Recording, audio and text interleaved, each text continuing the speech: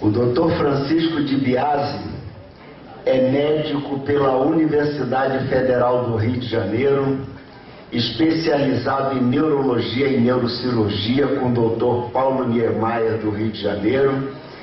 Ele é pós-graduado em neurocirurgia pela PUC-Rio, é o único Grand PhD da América do Sul, título concedido pela World Information Distributed University da Bélgica, desculpe o inglês,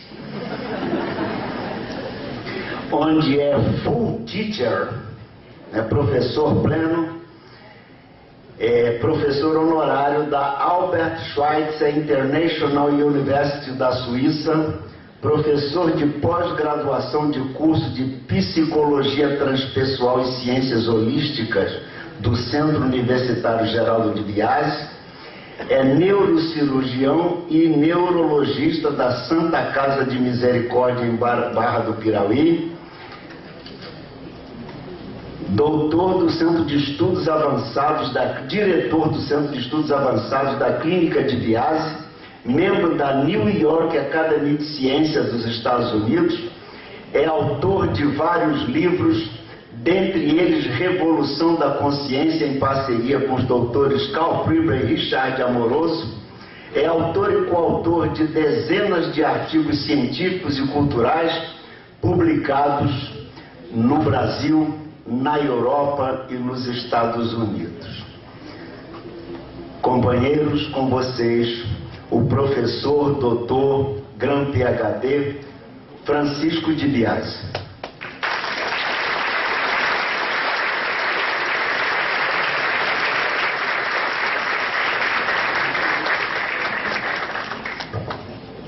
Alô? Bom dia a todos. Desculpe, eu não gosto de falar muito não, porque eu tenho uma certa hiperatividade psicomotora. Eu gosto de ficar andando. Vocês me desculpem se não deu andando para lá e para cá o tempo todo. Eu fico meio desligado andando.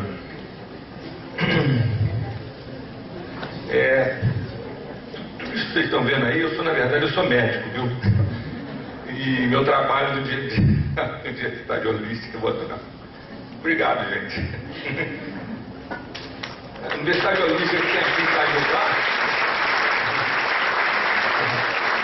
Dona Marilena está ali, a diretora, Maria da Fé. Aliás, isso é uma coisa interessante, porque a Universidade Holística é onde nos últimos 20, 30 anos, em vários lugares do mundo, esses assuntos, onde assim, proibidos, entre aspas, dentro das academias, das universidades oficiais, foram onde esses assuntos começaram a serem debatidos. Porque a verdade é que existem hoje milhares de trabalhos científicos das mais diversas áreas do conhecimento que mostram uma interação muito fecunda entre ciência e espiritualidade. Mas como o paradigma vigente dentro das academias, das instituições universitárias, é o paradigma materialístico, cartesiano, newtoniano, que a gente chama, né?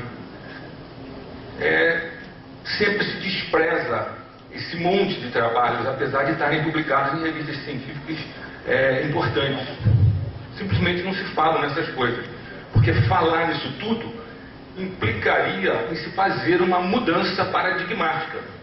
Em vez de se falar de uma forma reducionista, fragmentadora, só usando a ciência newtoniana, da física newtoniana do século XIX, não se fala nada do que a ciência que mudou o século XX, que foi a física quântica e a relativista,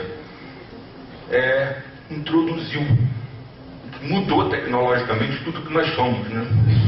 Hoje eu posso estar aqui falando, projetando com um computador, vocês estão usando celulares, no hospital nós temos ressonância, tomografia, e tem satélites transmitindo televisão para todo mundo, porque existe a física quântica.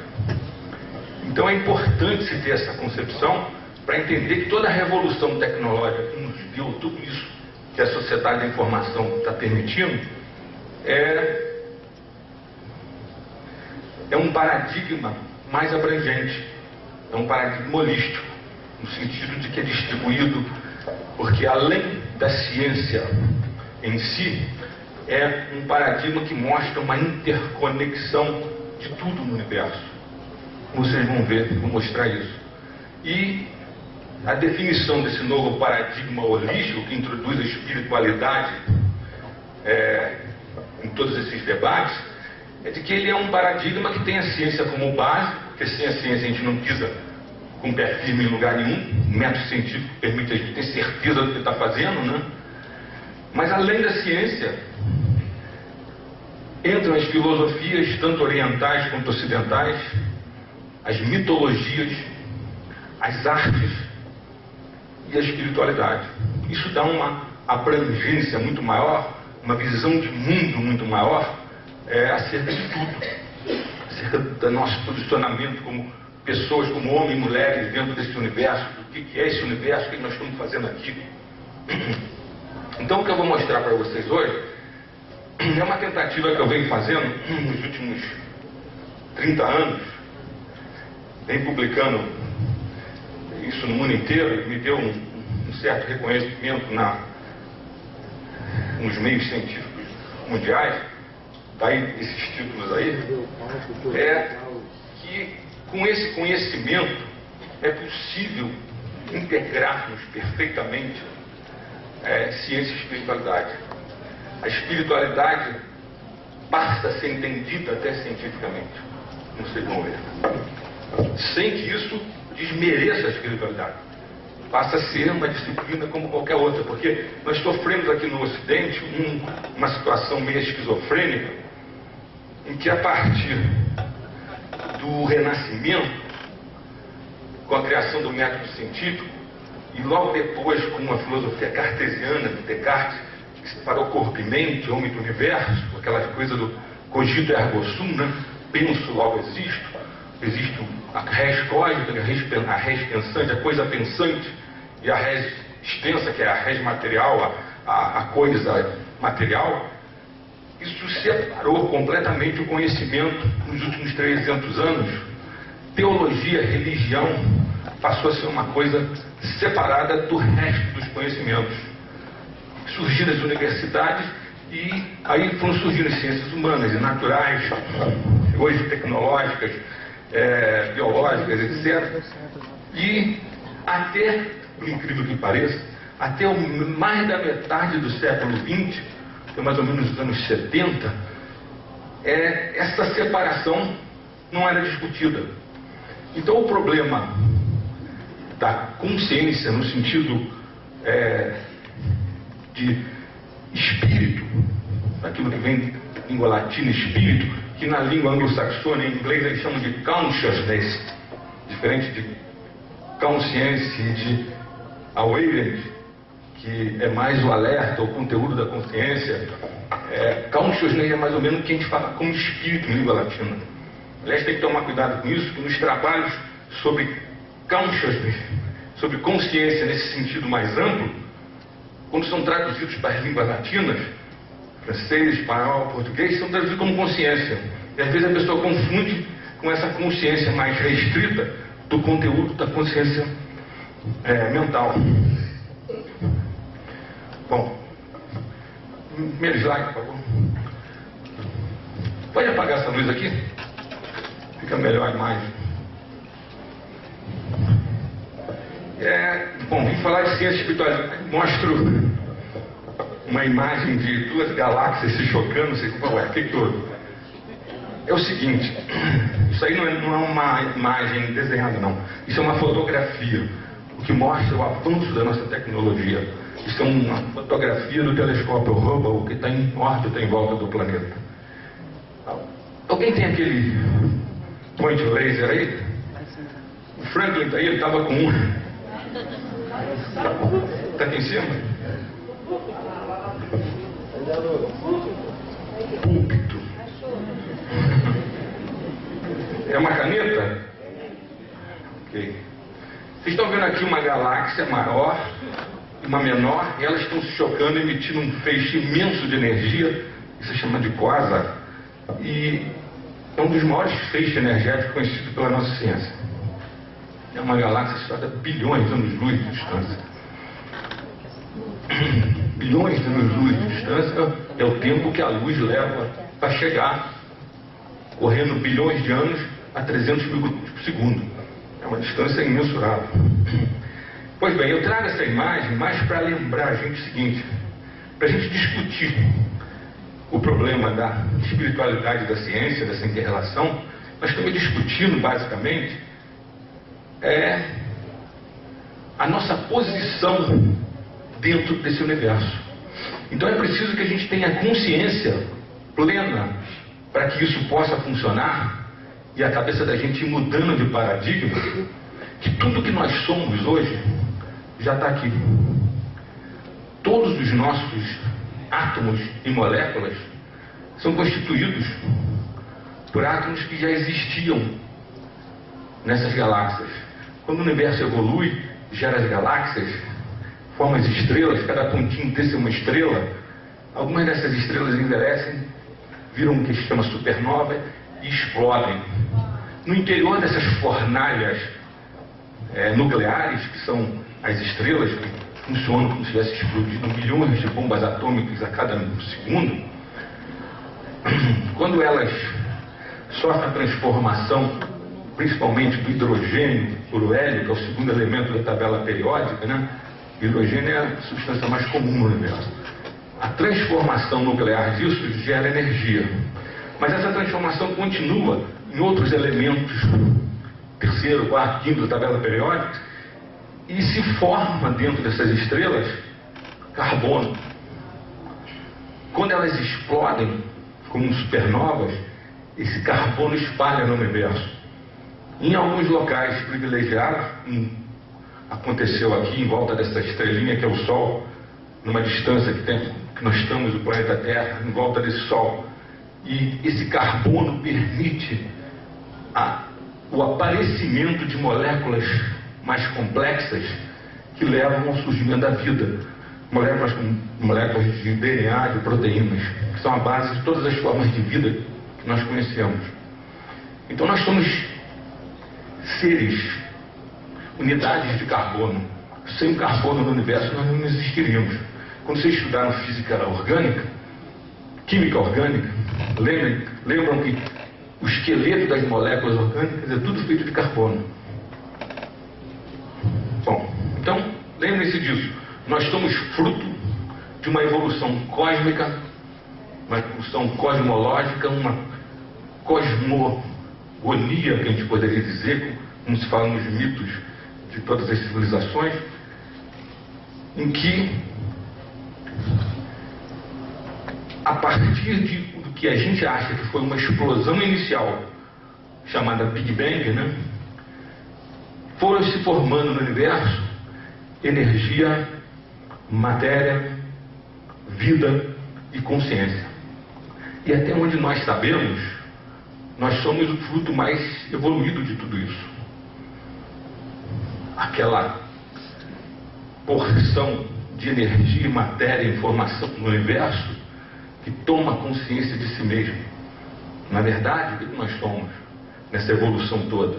Nós somos o próprio universo que toma consciência de si mesmo, através dos nossos olhos, através da nossa mente, da nossa consciência. Poucas pessoas têm consciência disso. A maior parte das pessoas se sentem à parte do universo, mas nós estamos integrados com tudo isso. Uma integração que permite hoje, com o conhecimento que vem da física moderna, da nova física, entender os seres vivos e a consciência de uma maneira nova. Próximo. Eu não vou entrar em detalhes sobre as maneiras que sempre se imaginou no planeta Terra essa origem toda. Como a maior parte das pessoas, normalmente no Brasil, são da área judaico-cristã, eu trouxe um simbolismo só para ilustrar, que todo mundo conhece, a pintura do Michelangelo na teto da Capela Sistina, né, em que Deus, com o dedo em riste, cria Adão, que está meio flácido ali, meio desmunhecado, né? Próximo. Essa aqui. Então vocês veem a criação do homem como sendo uma obra por uma interferência direta de Deus. Interessante você ver que Deus, sempre na tradição cristã, costuma ser representado por uma pessoa barbuda, um homem barbudo, às vezes sentado até num trono. Só que o Michelangelo colocou ele aqui dentro de uma estrutura. Um neurologista americano, nos anos 90, num artigo publicado no JAMA, que é o Journal da American Medical Association, uma das melhores revistas científicas do mundo, mostrou que isso aqui é um cérebro, simbolizando que Deus estaria na mente do homem. E mais ainda, se vocês olharem ali, vocês vão ver que Deus envolve um braço envolve uma mulher que é a Eva, que já estava na mente dele quando ele criou Deus. Aliás, o Michelangelo desenhou ela ali meio apavorada, como se fosse: o que vocês estão arranjando para mim? Bom, então dentro dessa visão, dessas visões todas que surgiram na história da humanidade, que eu não vou entrar em detalhes aqui, em todas as religiões nós temos essas visões, esses mitos. Ainda na nossa tradição judaico-cristã, espiritual, se nós nos reportarmos ao começo do Evangelho de São João, nós vamos ver que está escrito lá: no começo era o Verbo, e o Verbo estava com Deus e era Deus. Por que Verbo? Um V maiúsculo. Pensem bem, isso foi escrito numa época pré-científica, em que a gente não falava muito em comunicação. A comunicação era aquilo que a palavra permitia. Essa palavra, então, foi designada como verbo com V maiúsculo. Seria, então, a palavra do próprio Deus. A comunicação se dava pelo verbo. Numa era científica como a nossa, existe uma palavra e um conceito dentro dessa palavra, diferente do conceito mundano, que vocês vão ver durante a palestra como a gente vai definir, que é a palavra informação. Próximo, por favor. Que se nós colocarmos lá no lugar de verbo, no início era a informação estava com Deus e era Deus. Todas as coisas foram feitas por ela, nela estava a vida, e a vida era a luz dos homens.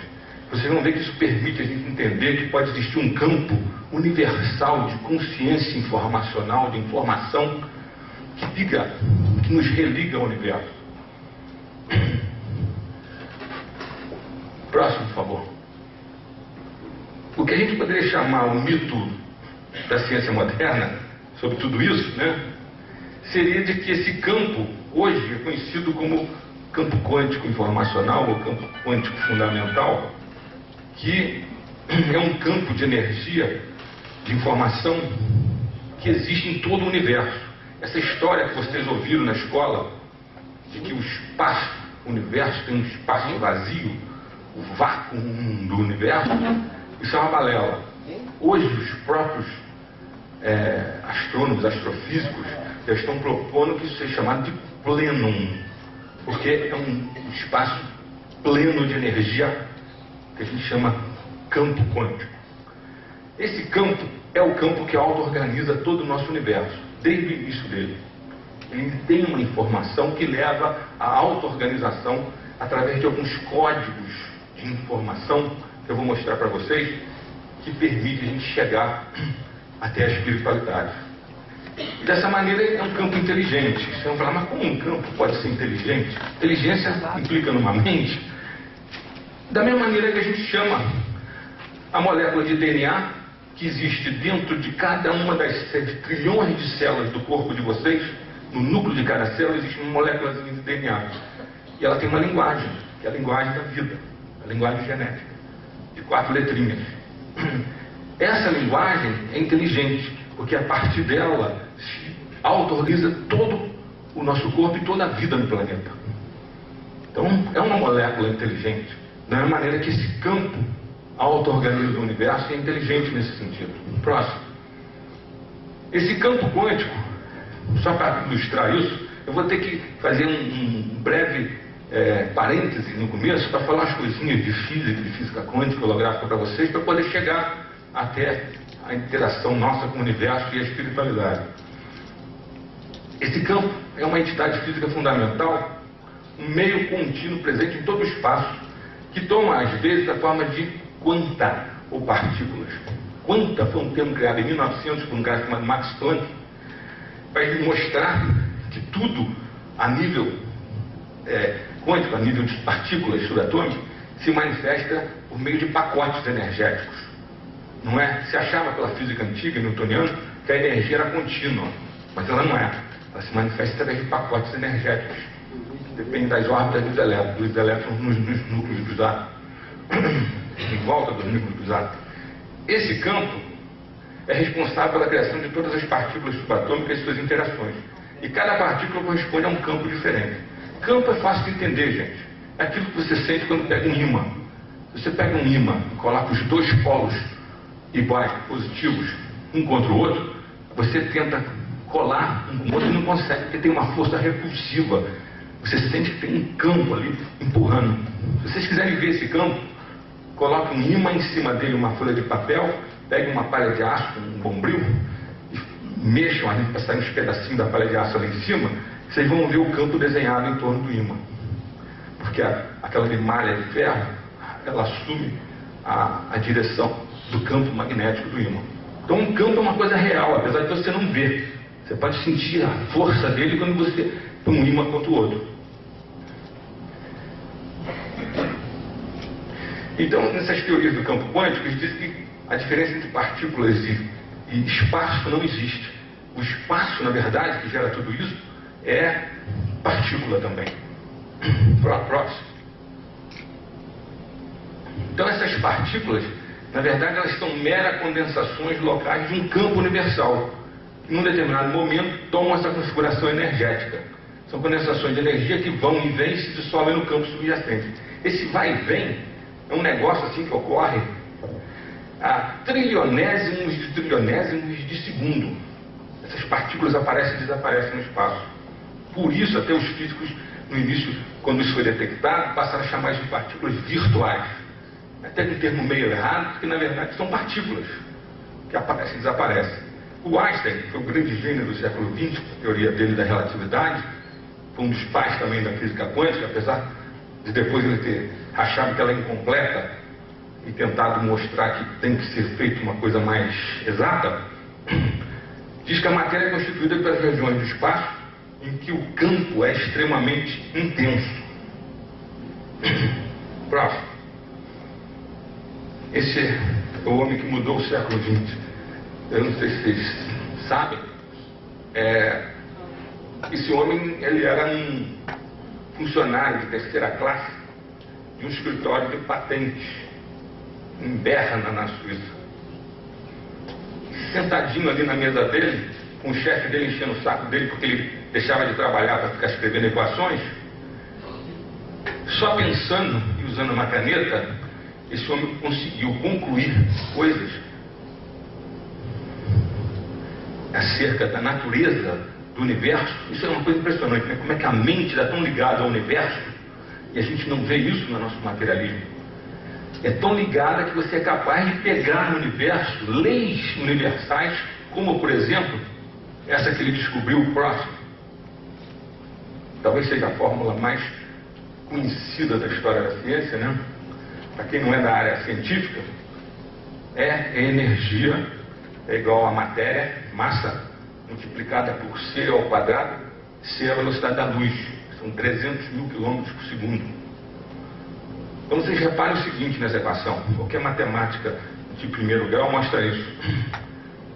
A energia aqui vai ser muito grande, porque o quadrado de c, quadrado de 300 mil multiplicado por ele mesmo, é um número imenso. Então, esse número, mesmo multiplicado por uma quantidade de matéria pequenininha, vai dar uma quantidade de energia muito grande. Por isso que 1 quilo de plutônio ou 2 quilos de urânio enriquecido criam uma bomba atômica que pode destruir uma cidade com aquela liberação de energia. É a energia que está dentro da matéria. Agora, vocês imaginam a pessoa chegar a uma conclusão dessa, calculando, e depois se comprovar que isso é verdade. O fato de a gente viver numa era nuclear, com reatores nucleares, com bombas atômicas, isso tudo foi uma confirmação de que essa formulazinha é uma verdade do universo. Como o Einstein gostava de dizer, é a maneira que Deus escreveu o universo. Essas leis da física que nós encontramos e comprovamos depois que são verdadeiras, é a maneira que Deus escreve o universo e que a gente tem que descobrir para ir atrás dele. A busca da ciência, no fundo, também é uma busca de Deus, uma busca de sentido para tudo isso. Próximo. Outra consequência da teoria do Einstein é de que o espaço se curva na presença de matéria. Isso aqui seria uma estrela, um Sol, curvando o espaço, e aqui o planeta giraria em volta dessa estrela, não porque tem uma atração, como diz a física clássica que vocês estudaram no secundário, a física newtoniana, aquele negócio de matéria atrai matéria, na razão direta das massas, na razão inversa do quadrado da distância. Isso aí é verídico para pequenos espaços, pequenas distâncias, mas no universo inteiro o que acontece é curvaturas da geometria do espaço. Próximo. O primeiro cara que deu origem a uma mudança no pensamento newtoniano, e ele diz que isso foi até um pouco a contragosto, dizia, né? Foi esse Max Planck. Ele é um troço surpreendente que o início da teoria quântica, foi o cara que descreveu a teoria quântica, pode ser determinado com uma surpreendente precisão. O início da tarde de domingo, 7 de outubro de 1900, quando o Max Planck, da Universidade de Berlim, tentava compreender como a energia radiante emitida por objetos quentes variava com a temperatura. Vejam bem, gente, 7 de outubro de 1900, na tarde de domingo. Você vê o que é a preocupação de uma pessoa em querer realmente descobrir as leis de Deus que estão na natureza. Ele não vai ficar na tarde de domingo, como a maior parte dos brasileiros, tomando cerveja e comendo churrasco.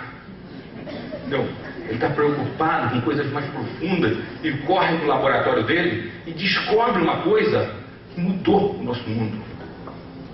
Planck queria encontrar uma fórmula elegante que pudesse funcionar em qualquer circunstância para medir essa energia radiante emitida por objetos quentes variando com a temperatura. E descobriu que só teria sucesso fazendo uma hipótese insólita, que o calor e a luz não são contínuos, mas emergem dos objetos em pacotes.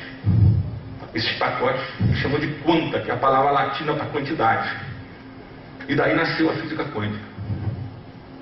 Aqui vocês estão vendo Planck dando um prêmio aqui para o Einstein, no atual Instituto Max Planck de Berlim, na Alemanha, um dos maiores universidades e centros tecnológicos do mundo. Próximo. Bom, aí nos anos 20 e 30, um grupo internacional de físicos elaborou toda uma física baseada nisso, que é a física quântica. O modelo que virou o modelo oficial, que até hoje é considerado o modelo oficial, é chamado modelo de Copenhague, ou a interpretação estándar de Copenhague, que foi elaborada pelo Bohr, que criou aquele modelo atômico que a gente estuda na escola, parece um sistema solar em miniatura. E um outro cara importante foi o cara chamado Schrödinger, vocês vão ver já quem é, que criou uma equação que é a equação básica da física quântica, que mostra que o estado de um sistema quântico é determinado, que eles chamam de função de onda. O que é isso? São quantidades matemáticas abstratas, fruto de cálculo, com todas as propriedades características das ondas. Como eram quantidades matemáticas que pareciam com as matemáticas das ondas que a gente normalmente tem nos estudos de física, então se passou a chamar de velocidade da luz, C. Então ele não podia admitir que alguma coisa no universo pudesse ser mais rápido que a luz, mais de 300 mil quilômetros por segundo. Como o Bohr falava em não localidade, em informação instantânea, ele teve que ir contra e criou então todo um caminho novo, uma ideia de que a física quântica seria incompleta. Isso persiste ainda até hoje. essa briga, porque para que a teoria do Bohr seja viável, é preciso que se descubra uma partícula que é prevista nos cálculos, chamada bóson de Higgs. E isso poderia ter sido descoberto com esse acelerador enorme que existe debaixo da fronteira da Suíça com a França, o LHD, né, Large Hadron Collider, em que eles conseguem uma quantidade de energia nas colisões entre os prótons lá, teria que fazer surgir essa partícula, que é a partícula que daria matéria a todas as outras. Por causa disso, até chamada da partícula de Deus. Só que essa partícula não apareceu nesses últimos 2 anos. Então, já se chegou à conclusão, está saindo nas revistas científicas, que esse modelo é um modelo só aproximativo. Na verdade, o modelo tem que ser alterado. Mas existem outros modelos na física quântica. Ela não é um modelo só. Vocês vão ver já. Próximo. Bom, nessa interpretação, essas ondas de probabilidade, segundo Capra, não representam probabilidade de coisas, mas probabilidade das interconexões serem feitas entre os átomos. O Capra, para quem não conhece, escreveu um livro que virou um best-seller mundial nos anos 70 e 80, chamado O Tao da Física, Tao de Taoísmo, caminho. Na filosofia chinesa antiga, Tao é o caminho, né? Esse livro mostrou que existe uma inter-relação muito próxima, um paralelismo muito próximo entre o que a física quântica diz hoje, e a física relativista, e o que está descrito nas filosofias das grandes tradições espirituais da humanidade. No hinduísmo, no budismo, no cristianismo, no judaísmo, no taoísmo. Tudo o que eles falam tem a ver com o que a física quântica está descobrindo. Se vocês puderem ler, um livro não matemático, maravilhoso, que até hoje está sendo vendido. O Tao da Física. Acho que no Brasil é da editora Pensamento, ou da Cultrix, que é junto. Próximo. Ah, bom, isso é importante de falar. Nessa interpretação existe um fenômeno que os físicos não conseguem explicar até hoje. Eles chamam de colapso da função de onda. Vocês olham que coisa louca. Função de onda, como vocês viram, é uma abstração matemática. É um cálculo matemático que dá uma função de onda. E eles começaram, nos experimentos, a ver que havia uma inseparabilidade entre os sistemas quânticos. Eles não podiam ser separados dos sistemas de medição e do observador, que existe uma unidade entre o observador, o processo de observação e o observado. Quando eu faço um experimento, a minha consciência entra na jogada. Eu, observador, o processo de observação, o microscópio, o telescópio, e o observado são uma unidade indivisível. Formam uma unidade indivisível. E quando você observa e mede a coisa, faz a medição, nesse instante, de um reino quântico de probabilidades que essas equações do Schrödinger dão, você então passa a ter uma realidade tridimensional do nosso mundo normal aqui, que seria newtoniana de física clássica. Eles chamam então essa passagem de um reino de probabilidade para um reino mais real de colapso da função de onda. Mas isso é uma maluquice, se você pensar. Porque como é que uma função de onda, que é uma abstração matemática, pensa bem, fica um negócio meio louco, né? Pode colapsar e gerar uma realidade no mundo. Pode modificar e de repente aquilo tudo se transforma numa realidade. Mas isso pegou, e aí passou a se entender que a consciência entra na jogada. Como o cálculo é fruto da consciência humana, então se deixou que a coisa andasse. Existe todo um ramo da física quântica hoje que acha então que a consciência é parte da criação do universo. A nossa consciência muda o universo. Nós estamos conversando aqui sobre esses assuntos e as mudanças dos conhecimentos que estão gerando o que a gente chama em neurociência de neuroplasticidade no seu cérebro, formação de redes neurais novas, estão mudando o universo. Então o conhecimento muda o universo. Próximo. Esse é o Schrödinger. Ele, quando viu as consequências que o Einstein colocava de paradoxos que poderiam existir a nível da realidade macroscópica com essas ideias, ele criou uma experiência mental chamada gato de Schrödinger. Próximo. Essa experiência Não, você voltou. Mais um. Essa experiência consiste no seguinte: um emissor de radiação que emite ao acaso, um detector de radiação aqui, um contador Geiger, né? E se detectar radiação, mexe com um martelo que quebra um vidro que tem um veneno e o gato que está dentro de uma caixa fechada morre. Bom, só que pela física quântica, se você não observa o fenômeno, você não pode dizer que houve o colapso da fusão de onda, que a realidade está ocorrendo. Então, ele teria que estar existindo, esse gato, em um monte de probabilidades entre vivo e morto ao mesmo tempo. Olha que maluquice. O Schrödinger mostrou que isso era uma maluquice. Então ele criou um experimento mental em 1935 que demonstra o paradoxo da interpretação de Copenhague quando aplicada a objetos macroscópicos do nosso dia a dia, como nesse exemplo do gato. Nesse experimento ele criou o termo entrelaçamento ou emaranhamento quântico, que hoje, que é a era da teoria da informação quântica que nasceu nos anos 90, essa coisa do emaranhamento, do entanglement, o entrelaçamento das partículas quânticas, como se fosse uma só, está explicando melhor essa situação. Próximo.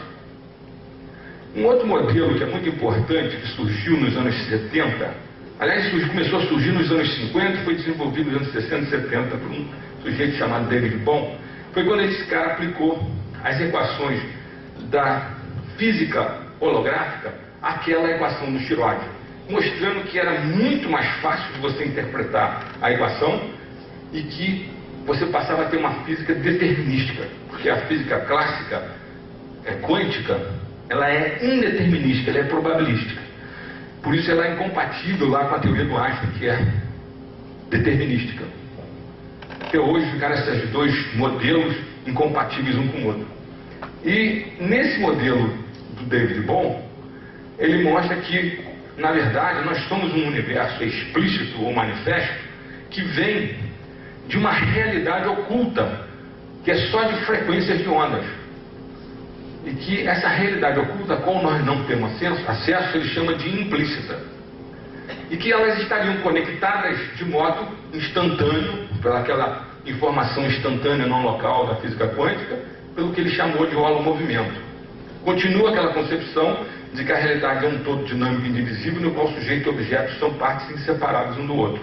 Só que passa a ser uma coisa determinística, não probabilística, e o universo passa a ser visto em termos concretos. Ele faz uma analogia com um holograma. Aí você fala, mas holograma não é aquela imagem virtual? Quem assistiu o último filme Guerra nas Estrelas? Um dos últimos filmes, vocês viram o Conselho Jedi reunido e um dos conselheiros estava no meio ali com um holograma, conversando com os outros, aquela imagem virtual. No primeiro filme dos anos 70, né? Vocês se lembram quando o Luke Skywalker manda uma mensagem para a princesa Leia, quem leva aquele robô pequenininho, o R2-D2, aí ele emite uma imagem holográfica da princesa Leia dizendo a mensagem. O holograma hoje é uma coisa comum. Foi descoberto nos anos 40, foi criado experimentalmente nos anos 60, e hoje já tem loja, às vezes você vê holograma de objetos que estão à venda. Bom, o fato de o universo poder ser comparado a um holograma, a uma realidade virtual, é uma analogia disso, vejam bem. O próprio Bohm fala isso. Implica numa coisa muito importante. Porque na física holográfica, as equações e a experimentação mostram... Próximo. Esse é o David Bohm. Aqui está com o Uri Geller. Lembra do Uri Geller que amassava os garfos e as facas? Ele era interessado em como é que a mente afetava a matéria e fazia experiência com esse cara. Aqui ele conversando com Krishnamurti, que é um sábio hindu, né? Aquele era interessado no que falava essas tradições. Aqui uma reunião de físicos. Próximo. Quero mostrar aqui. Um holograma é Você tem um objeto, no caso aqui uma maçã, você emite uma onda que tem que ser de uma frequência só, do tipo de um laser, né? Ela reflete esse objeto numa placa. Tá? Se você emitir um outro laser que mistura com esse aqui, formando um padrão de interferência de ondas, que a gente diz, aqui não está mostrando, mas você vai ver aqui no espaço uma imagem virtual desse objeto real. Esse é um holograma daquele objeto real. Mas o que eu quero dizer aqui, da importância do holograma, é o seguinte: é que nesse sistema físico, cada parte do sistema contém a informação do todo.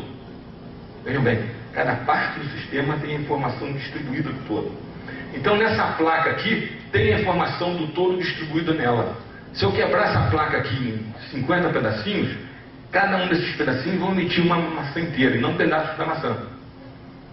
Se eu botar 200 pedacinhos, continua emitindo a maçã inteira. A única coisa que pode ocorrer, se você fizer muitas fragmentações, é ficar um pouco desfocado, mas a imagem, a informação sobre a imagem está ali codificada. Se o universo é assim, é um holograma, e como diz o David Bohm, em que cada parte contém a informação do todo, o que nós estamos falando com isso, gente? Aquilo que as tradições espirituais vão falando há milênios, de forma simbólica e metafórica. Quando você reza o Pai Nosso, você não fala assim na terra como no céu? Você não fala o Pai está dentro de nós? Fora da nossa tradição judaico-cristã, nos Upanishads, no hinduísmo, eles não falam tudo que está dentro é igual a tudo que está fora. Os alquimistas aqui no Ocidente não falavam tudo que está em cima é igual a tudo que está embaixo. Lembrar aqui de umas coisas. No budismo Mahayana, existe uma metáfora linda, que é a metáfora do colar infinito de gemas preciosas que existiria em cima do castelo do deus Indra, e que esse colar teriam as gemas dispostas de uma tal maneira que cada uma delas refletiria todas as outras ao mesmo tempo. Isso é um sistema holográfico, que a informação tem toda a parte do sistema. Então nós já estamos falando isso de forma metafórica e simbólica há milênios, em todas as tradições espirituais. Nós estamos alcançando agora uma maneira mais racional, mais cognitiva de explicar isso com toda a nossa física computadorizada, matemática do século XX e XXI. E isso é que está permitindo que a gente entenda a espiritualidade de uma maneira nova, como vocês vão ver. Próximo. Existem outros modelos que eu não vou entrar em detalhe. O modelo dos multi-universos, o modelo do Heisenberg, o modelo Bootstrap, mas são detalhes. Esse negócio do universo quântico holográfico, o cara que descobriu o holograma é o Dennis Gabor. Mostrou que da dimensão de frequência, que a gente chama de espectro de frequência, dimensão espectral, você pode reconstruir matematicamente, experimentalmente, um objeto virtual, no caso é o holograma, nas dimensões espaço-temporais. Isso está ocorrendo a todo momento quando nós estamos olhando. Isso já é comprovado experimentalmente. Eu estou olhando para vocês aqui, o que está acontecendo? Eu tenho um monte de formas aqui e um monte de cores da roupa de vocês. Cada forma e cada cor corresponde a uma frequência de onda diferente, que vai imprimir uma informação nos neurônios da minha retina. Se cada miradinha que eu desse com o meu olho, os meus neurônios tivessem que fazer o cálculo de tudo isso a todo momento, não haveria neurônios suficientes para calcular tudo isso. O que os neurônios fazem? Eles pegam isso tudo e fazem um cálculo que dá um resultante, uma frequência de onda resultante. Isso é uma coisa que já foi descrita desde o século XVIII por um matemático francês chamado Fourier. Isso de matemática como transformações de Fourier. Você pega um monte de ondas, soma elas todas e dá uma resultante. É o que acontece com o piano, por exemplo. Quando você toca o piano, cada corda naquela vibra numa frequência diferente. A soma de todas elas é uma resultante que você está ouvindo como música. Você pode calcular essa resultante pelas transformações de Fourier. Bom, então, está muito complicado isso? Não. Está dando para entender? Então, essas ondas todas que entram aqui na minha retina, meu neurônio faz um cálculo e dá uma resultante. Essa resultante é que vai entrar pelo meu nervo óptico como um pulso digital e vai lá na região occipital, que é a área de visão do cérebro, onde vai ser integrado com outras informações. Então, eu a todo momento estou atuando com essa matemática que permite o cálculo das frequências que vêm dessa área toda de espaço e tempo que vocês estão, serem transformadas numa resultante que é um mundo de frequências que entra lá para dentro de mim. Isso você calcula pelas transformações de Fourier. O que o Gabor fez foi mostrar que o cálculo inverso é possível. Dessa resultante eu posso calcular de novo tudo que está no espaço-tempo. Só que quando eu faço isso experimentalmente, eu crio uma imagem virtual, que é o holograma. Uma imagem bonzinha de vocês todos no espaço. Só que é virtual. Posso passar a mão por dentro dela. Entendeu? Então o holograma permite isso. E se o universo é holográfico, como o David Bohm vem mostrou que ele já morreu, realmente a informação do todo está em cada parte. Se eu sou uma pessoa que tem uma consciência sobre esse universo, eu tenho a consciência da informação do todo o universo. Como que a gente pode chegar a essa informação total? É o que a espiritualidade vai mostrar. Chega isso no final. Aqui, detalhe. Próximo. Bom, então, para terminar essa introdução de física quântica, Brain Cosmos, cérebro e código. Isso aí é a capa de uma revista que saiu agora. Eu venho publicando muitos trabalhos sobre esse assunto. Essa revista Brain Cosmos saiu, uma revista eletrônica, que sai só na internet. Saiu agora e eles entraram em contato comigo que queriam colocar no primeiro número um trabalho sobre a minha teoria da consciência. Eu chamo de teoria aula informacional da consciência. Porque permite a conexão com o universo. E aí eu peguei a capa deles lá para fazer esse slide. Unidade de todas as coisas, isso é uma consequência da não localidade, da informação instantânea. Tudo no universo está conectado, instantaneamente. Então a natureza se apresenta como uma vasta e complexa rede de inter-relações entre as várias partes do todo, e essas inter-relações sempre incluem o observador de modo essencial. Não há separação entre eu, observador, e o universo. Nós somos parte desse universo inseparável. E o que você faz com a sua consciência muda o universo. Próximo. As partículas subatômicas não têm significado como entidades isoladas, mas somente podem ser entendidas como interconexões entre esses eventos energéticos informacionais do universo. Nada está isolado. Próximo. Acelerar esse... A teoria quântica revela uma unidade básica e indivisível do universo, ao demonstrar que não é possível decompor o cosmos em pequenas unidades com existência independente. Tudo está interconectado. Nós somos interconectados com tudo isso. Nós temos mania de achar que existe um limite da nossa pele. Um psicólogo de Harvard, que introduziu o Zen budismo no Ocidente, de uma forma mais intensa, é que falava isso, que a gente acha que é separado pela nossa pele do universo. O Alan Watts, que o cara chama. Na verdade, nós não temos essa separação. Isso é uma fantasia nossa. O Pierre Weiler chamava isso de fantasia da separatividade. Como se você fosse separado do universo. Não é. Basta você ver todos os ciclos biogeoquímicos de inter-relação dos seres vivos com o planeta, a ecologia toda, que mostra que só a sobrevivência da vida interagindo continuamente com tudo no planeta. E nós somos parte dessa vida. Próximo. Então nós não podemos nunca falar acerca da natureza se ao mesmo tempo falar da gente. Estamos conectados, antenados com o universo. Próximo. Uma outra coisa que eu quero introduzir para vocês rapidamente é informação no sentido novo. Informação, a primeira pessoa que pensou nisso mais seriamente foi esse Norbert Wiener, que o cara que criou a ciência da cibernética nos anos 49.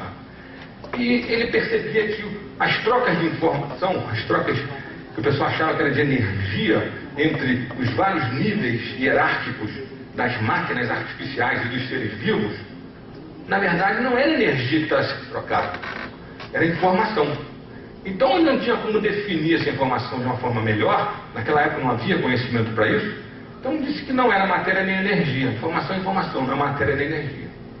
E vocês vão ver no decorrer dessa palestra que hoje, na física, existe toda uma evolução, devido à teoria da informação quântica, de se considerar a informação de uma maneira nova como uma coisa básica no universo, tão básica como energia, matéria, espaço e tempo. Próximo. Tentar explicar esse negócio da informação. A noção de informação tem uma certa ambiguidade. Por quê? Porque pode ter dois significados.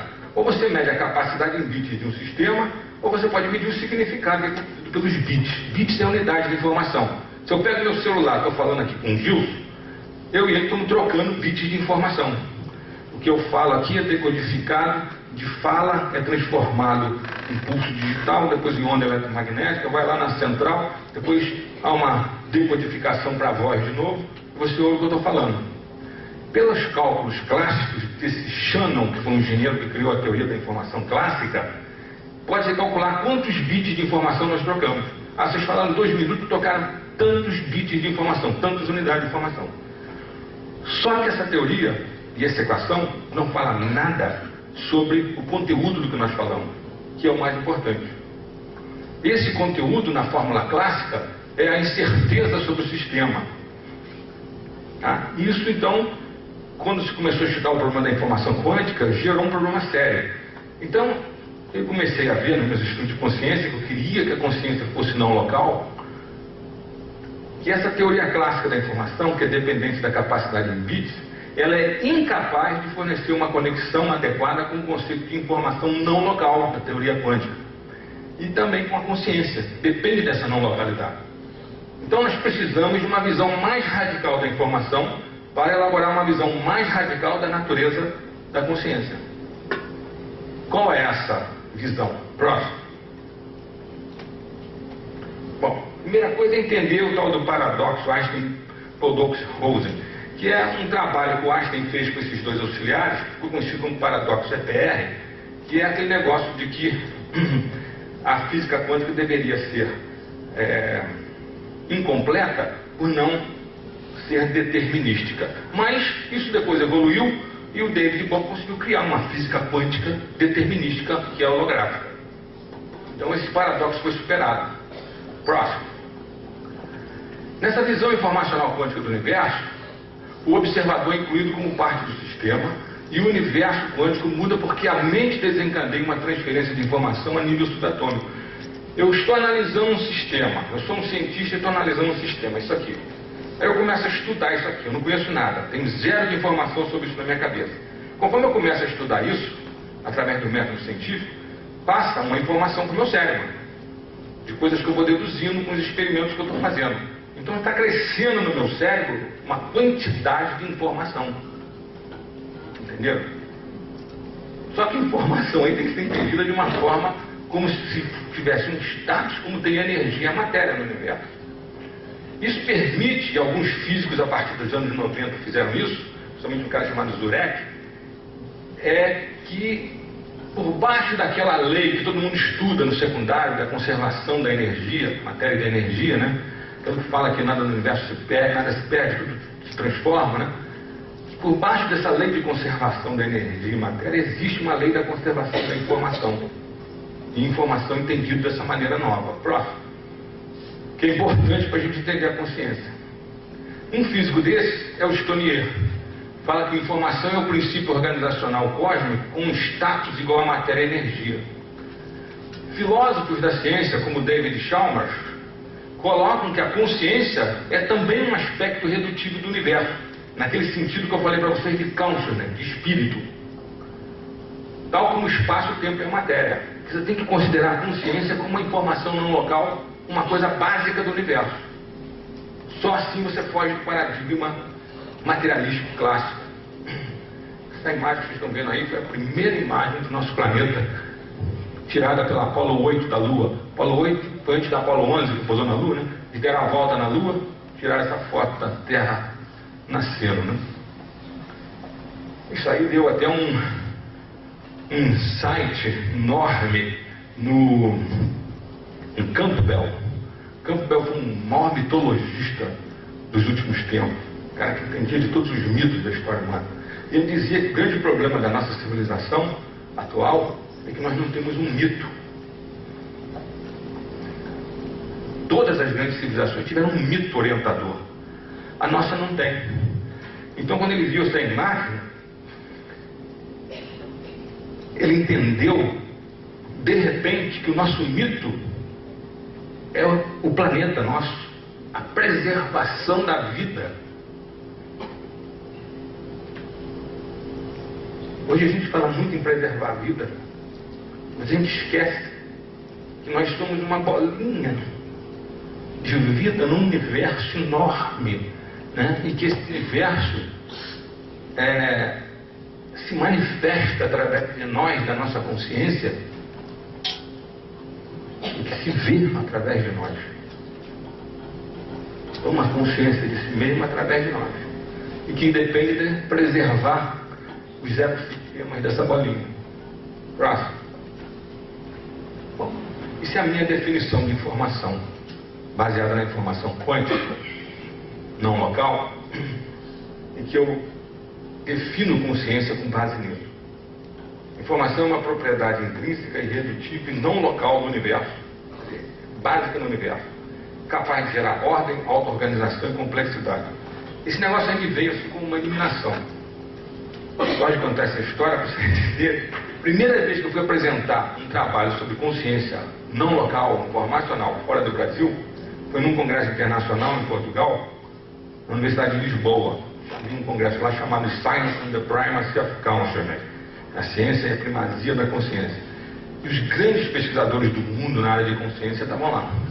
Isso foi em 90, meio dos anos 90. Bom, aí eu levei a minha ideia, mas quando eu apresentei a minha ideia, eu não entrei em detalhes de informação quântica, não tinha tempo para isso, né? E aí dois sujeitos que estavam lá, num congresso internacional, um cara da Austrália, um outro da Inglaterra, que tinham uma teoria baseada na informação clássica sobre a consciência, quiseram me dar uma rasteira. E aí começaram a me pressionar, fazer umas perguntas, que essa maneira de falar de informação estava muito diferente e tal. E pediram que eu definisse então tudo isso.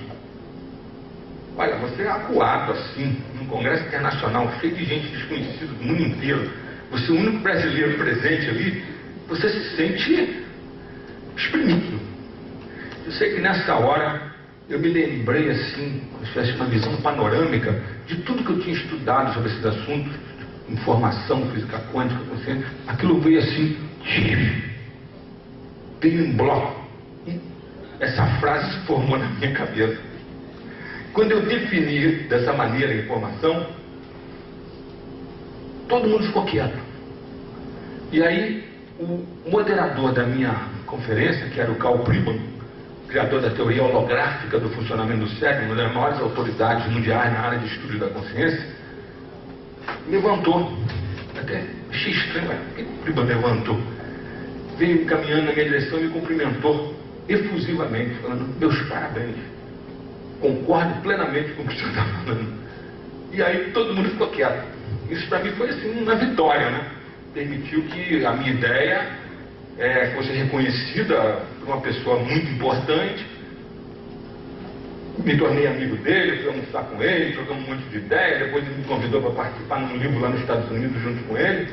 E daí eu comecei a ficar mais conhecido. Então você vê que às vezes uma coisa que você faz por um diletantismo seu, de querer explicar as coisas de uma maneira mais correta, acaba gerando uma situação que te põe em contato com pessoas importantes no mundo. Próximo. Então, para terminar essa parte de informação e física quântica, a gente pode dizer que nós somos uma informação quântica instantânea, não local. Você, o seu cérebro, o seu corpo, a sua consciência, o seu tipo de espírito, são organizados a partir da informação e da energia contida no universo que está compactada no seu DNA. Então você é fruto de uma evolução cósmica que compactou tudo isso no seu DNA. Próximo. Então, toda a inteligência do universo, bilhões de anos de conhecimento e informação que vem desde o Big Bang, gerando toda essa natureza que nós conhecemos, estão comprimidos em cada segundo da sua vida, porque você é fruto dessa evolução. O ato mais criativo que você pode executar é o ato de criar, de desenvolver a si mesmo. Criar a si mesmo. Quer dizer, gerar coisas novas para levar esse universo para frente. Isso é o ato mais criativo que a gente pode ter. Próximo. Esse trabalho foi publicado em vários lugares, sem detalhe. Aqui a primeira publicação na World Features, que é na Europa, em 99, e junto até com um colega que é psicólogo transpessoal lá na minha clínica. Próximo. Depois saiu no Noetic Journal, também em 99, nos Estados Unidos. Próximo. O livro que eu falei que surgiu lá da conferência lá em Portugal, junto com o Pribam, foi organizado por um amoroso, junto com esses aqui, que eram uns portugueses da cadeira de Psicologia Transpessoal da Faculdade de Psicologia da Universidade de Lisboa. Ciência e o Primário da Consciência. Eu traduzi esse livro e consegui que a editora Vozes editasse aqui no Brasil. Uma parte do livro, porque o livro é grande, tem 30 capítulos. Eu consegui, peguei os 13 mais importantes capítulos de pessoas que definem assim, o estudo da consciência hoje em dia, e consegui que a editora Vozes editasse com o nome de Revolução da Consciência. Eu mudei o nome porque Ciência é o Primário da Consciência é um livro que não venderia no Brasil. Então eu mudei o nome de Revolução da Consciência. Esse livro já está na 3ª edição. Se alguém se interessar por esses estudos de diversas áreas do conhecimento sendo debatidas do que é a consciência, eu indico esse meu livro. Próximo. Importante. Esse sujeito aqui que eu não conheço, eu tenho um alerta no Google. Você pode deixar uns alertas no Google sobre determinadas palavras ou ideias que você queira receber sempre. E eu deixo sobre o meu nome e a palavra holoinformação, holoinformation, que é uma palavra que eu criei. Uma informação total, que implica a informação local, newtoniana, clássica, e a informação não local juntas. Quando eu coloquei isso no Google, começou a aparecer só nos meus trabalhos na Europa, nos Estados Unidos, aqui no Brasil. E de uns anos para cá, começou a aparecer em outros trabalhos, pessoas me citando. E recentemente, esse cara lá de Israel criou uma teoria de tudo, que eles chamam hoje uma teoria universal, física. Ele é um físico. E ele me cita 5 vezes essa minha ideia de holoinformação. Próximo. Esse é um trabalho mais recente de 2009. Foi publicado numa revista chamada Quantum Biosystems. Quantum Biosystems. Só estudos da vida dos sistemas biológicos com base na física quântica. Esse meu modelo, mas já bem depurado que eu fiz, modelo holoinformacional da física. Próximo. Bom, aí nós vamos entrar então em como analisar a neurociência com a física quântica. Uma coisa que sempre me deixou intrigada é que a gente estudava neurociência, estudei nos anos 70, eu tenho 63 anos, e ninguém falava nessa ciência moderna da física quântica, da física relativista, que mudou o século XX. A gente só estudava a física, a neurociência com base na física antiga, newtoniana, do século XIX. Isso me intrigava. Até que eu achei um cara chamado Sir John Eccles, virou Sir porque ele ganhou o Prêmio Nobel de Medicina, foi o primeiro cara a aplicar as ideias da física quântica nesse trabalho aqui, publicado em 86. Os eventos mentais causam eventos neurais de forma análoga aos campos de probabilidade da física, da mecânica quântica. Foi publicado nos Proceedings da Royal Society de Londres, em 86. E aí ele mostra que existiriam no cérebro conjuntos de dendritos, que são prolongamentos dos neurônios, das células nervosas, os prolongamentos menores, que formariam redes e se comunicariam com o que ele chamou de psíquons, que seria o lado espiritual da coisa. Isso gerou um debate enorme nos meios científicos, e ele foi até colocado meio de lado por causa disso, por falar em espiritualidade, numa época em que ninguém falava disso. Mais recentemente, mostrando 2 extremos, em 96, o Hameroff, que é um anestesista da Universidade do Arizona, e o Penrose, que é um físico matemático, Prêmio Nobel, da Universidade de Oxford, publicaram um trabalho mostrando que pode ocorrer fenômenos de coerência quântica, fenômenos quânticos, dentro dos microtúbulos neurais, que são uns túbulos finíssimos, microscópicos, que existem por dentro dos sônios, que são os prolongamentos maiores dos neurônios. E essa teoria vem sendo desenvolvida até hoje. Próximo. São 2 exemplos de aplicação de teoria Esse é o sítio, é um eco. Próximo. Sinapses são os contatos entre os... Bom, mas para entender isso tudo, a gente precisa entender que aqui precisava ter uma curva que mostra um aumento da informação conforme você vai da cosmosfera, através da biosfera, para a noosfera, que é o mundo das ideias, até a conscienciosfera, que é o mundo do espírito. Uma curva daquelas que vão formando um joelho e de repente a quantidade de informação aumenta muito. Próximo. Existe uma maneira, um código cósmico que a evolução cósmica utiliza para poder fazer aparecer no espaço-tempo os códigos informacionais quântico-holográficos, com base naquela teoria quântica do David Bohm, que auto-organizam os padrões básicos do universo. Próximo. Estamos chegando lá. O código básico é o código nuclear, que todos nós conhecemos.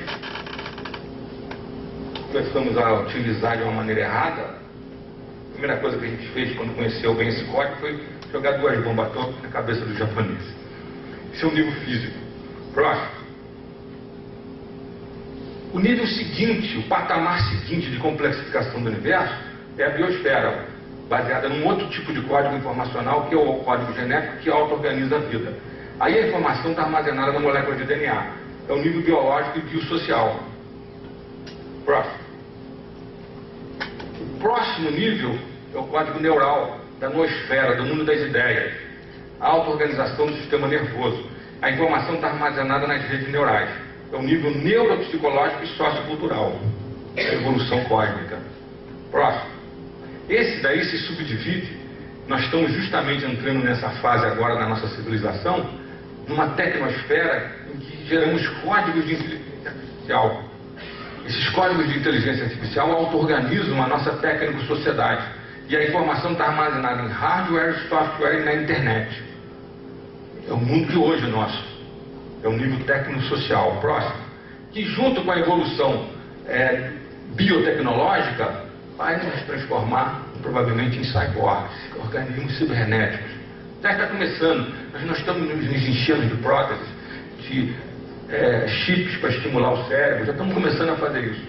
Em mais uns 40, 50 anos, vai ser difícil diferenciar a gente de máquinas artificiais. Nós vamos evoluir para uma era em que os padrões de matéria e energia no universo vão se tornar saturados com processos inteligentes e de conhecimento. Próximo.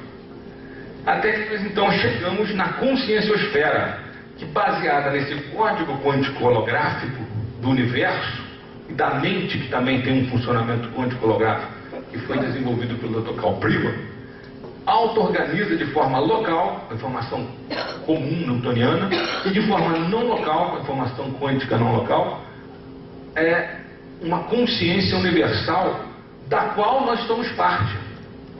Nós, ligados dessa maneira quântico-holográfica com o universo, o que nós estamos fazendo? Nós estamos reintegrando, nos reintegrando, religando. Pela palavra religião vem disso, vem de religare, do latim religare. Quando nós entendemos cientificamente que nós temos uma consciência que através de auto-organização de sistemas físicos, quântico-holográficos, locais e não locais, nos religa instantaneamente com a nossa fonte, que é esse universo, da onde nós nos originamos, nós estamos falando em quê? No nível espiritual. O nível espiritual é o que te reconecta à sua fonte. E a nossa ciência hoje está nos reconectando com a nossa fonte. Então, nós chegamos a um ponto em que estamos explicando a espiritualidade de uma forma nova.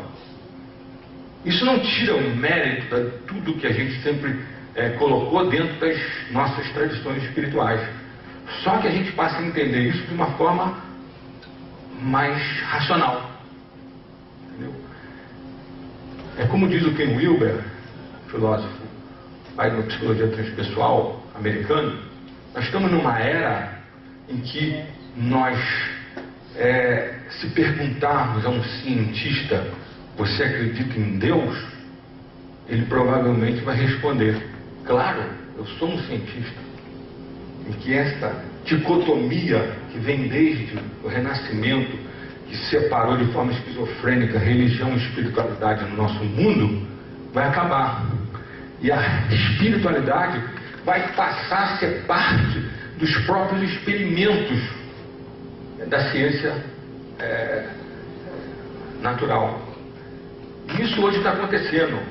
Vocês hoje, se vocês procurarem sobre estudos de oração, de meditação, de visualização, vocês vão encontrar milhares de trabalhos nas revistas científicas em que você está usando as máquinas modernas de ressonância funcional, mapeamento cerebral, tomografia com emissão de pósito, para ver o cérebro funcionando quando a pessoa está em oração profunda ou quando ela está meditando.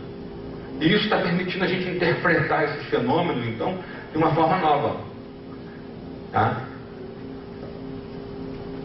Eu tinha mais coisa para falar, mas eu acho que o tempo já acabou, né? Deixa eu só terminar então.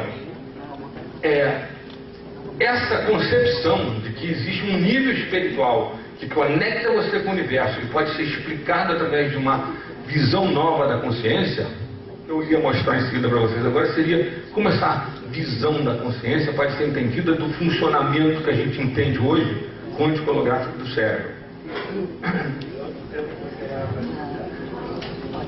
10 minutos. Tem um intervalo agora? 5, tá bom. Vamos lá, próximo. Eu vou passar. Próximo. Esse é o Karl Pribban, da teoria holográfica do cérebro. Próximo. Eu escrevi um livro com ele que está aí fora, chama-se Fronteiras da Consciência. Se alguém se interessar. Ele mostra que nas redes neurais existe uma informação holográfica, que ele chama de holograma neural multiplex, que depende de neurônios de circuitos locais, circuitos pequenos, que não têm fibras longas, que são os axônios. E os prolongamentos desses neurônios, são chamados teledrêndon, não transmitem impulsos nervosos comuns, são ondulatórios. Funcionam no modo de frequência de ondas. Essas conexões que são horizontais na córtex cerebral permite você então criar padrões de interferência holograficoides. Você pode criar hologramas e isso mostra que a consciência pode funcionar de forma holográfica no teu cérebro. Próximo. Para quem não conhece, isso aqui é uma sinapse. O impulso nervoso vem, nessas vesículas tem neurotransmissores, que são substâncias químicas que são jogadas numa fenda chamada fenda sináptica, e esses neurotransmissores estimulam a célula seguinte. Próximo. Então o Pribban mostrou que existe um processo holográfico de tratamento da informação que funciona como as vibrações das cordas do piano. Aquele exemplo do piano que eu falei para vocês, vou repetir aqui. Próximo. É o seguinte, vou resumir isso que está aí. Eu toco um piano, 8 teclas, 8 martelos batem em 8 cordas, cada uma com um tamanho diferente. As 8 cordas vibrando com frequências diferentes sonoras se misturam e geram uma harmonia, que é o que eu estou ouvindo como música. Concorda? Isso pode ser até calculado pelas transformações de Fourier.